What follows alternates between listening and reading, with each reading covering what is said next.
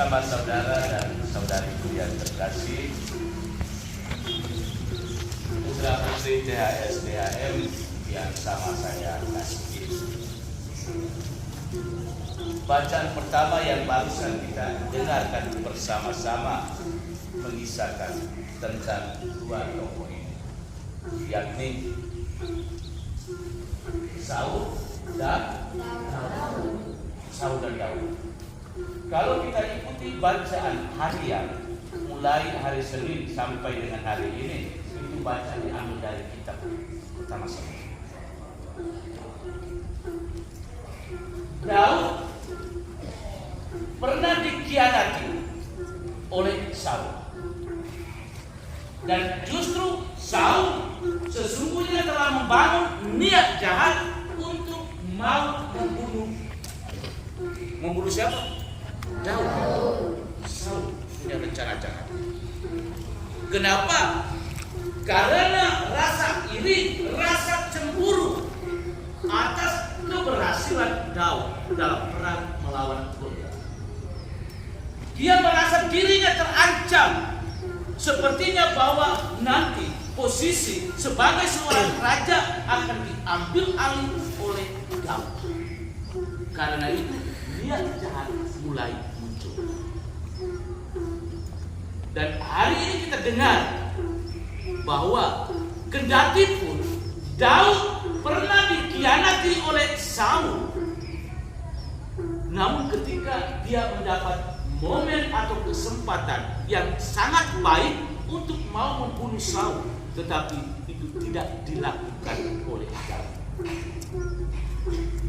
Daud tidak balas dendam.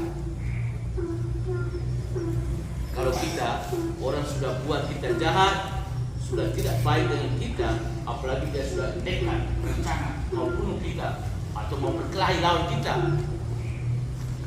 pasti kita juga ada niat buruk juga ya, mau balas dendam. Benarkah tidak? Apalagi dia di sana sudah stand begini, menurut aku juga berdiri dengan kayu kering, tidak mungkin. Pasti aku juga pasti beri reaksi. Saul tertidur, dan kesempatan itu dibujuk oleh orang lain agar Daud bunuh Saul itu, tetapi itu tidak dilakukan. Kenapa? Karena kasih sayangnya kepada Saul. Sayangnya kepada Saul membatalkan apa yang diprovokasi oleh orang lain untuk membunuh Saul itu sendiri. Nilai semangat pengampunan seorang Daud. Daud tidak menaruh dendam. Orang yang menaruh dendam adalah orang yang sesungguhnya tidak bisa mengampuni orang. Tidak bisa mengampuni orang. Orang yang menaruh dendam adalah dia selalu ingat kesalahan, kekhilafan dari orang lain. Dia tidak lupa, dia simpan terus di sini, di hati dan pikirannya. Dan itu menjadi beban yang selalu dia pikul setiap hari. Jadi poin penting yang mau saya katakan di sini adalah kalau kita mau mengampuni sesama kita, mau mengampuni orang lain, lupakanlah kejahatannya, lupakanlah. Yang kita ampuni tetap ingat di sini sama saja. Lupakanlah, tinggalkan semuanya itu, dan siap untuk mau memaafkan, mau mengampuni. Sekarang kita kembali ke bacaan Injil.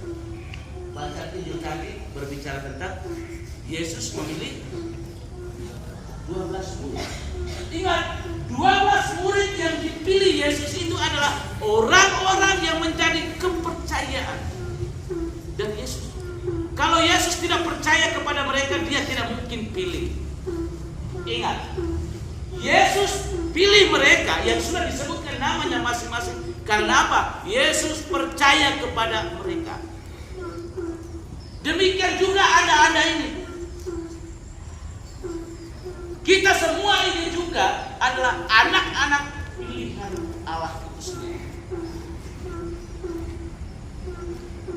Dan kita sebagai anak-anak pilihan dikukuhkan melalui sakramen apa? Permandian. Kita dijadikan sebagai anak-anak putra putri kesayangan Allah.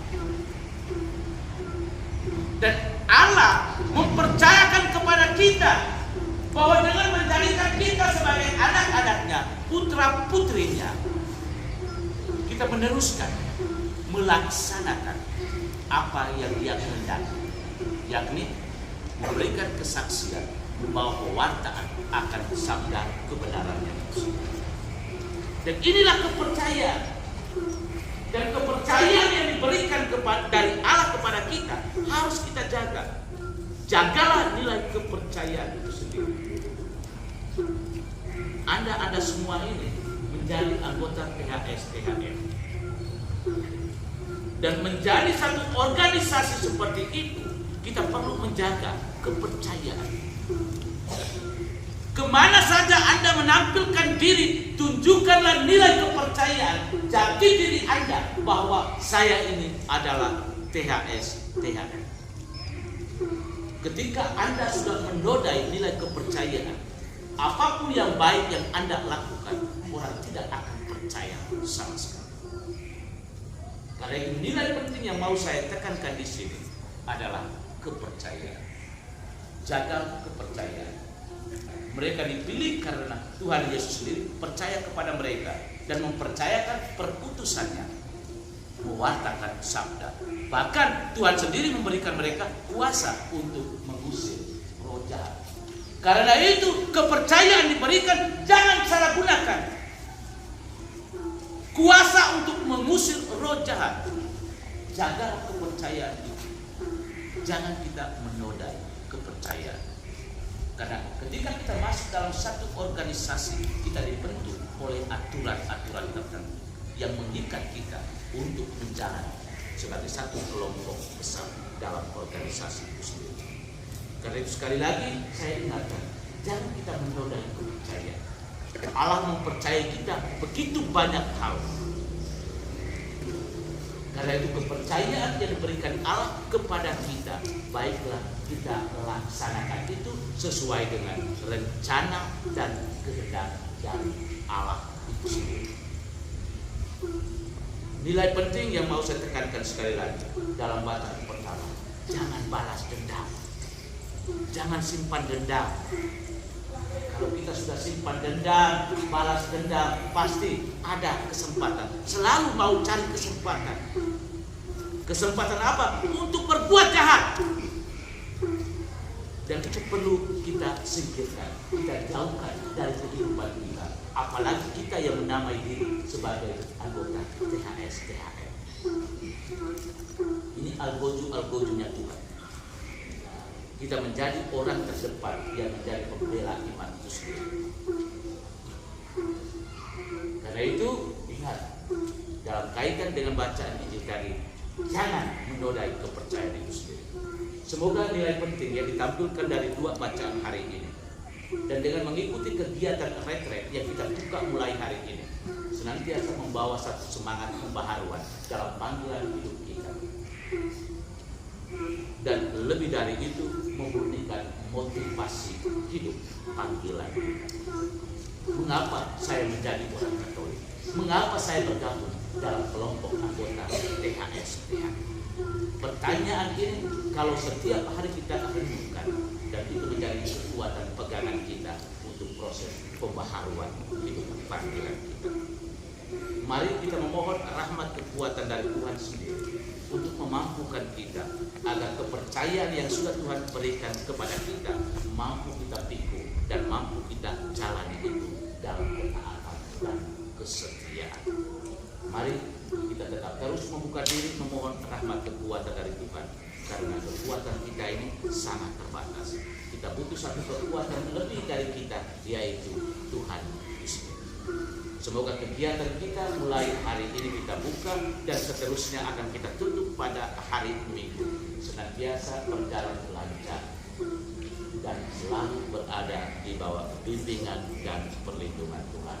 Amin. Tuhan memberkati kita sekalian.